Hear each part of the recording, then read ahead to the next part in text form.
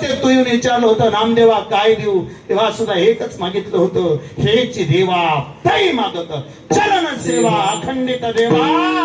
तुझी चरण सेवा ही तुझी नाही, ती माझ्या बाप झाल्याची मिरासी आहे. माझ्या वडिलाची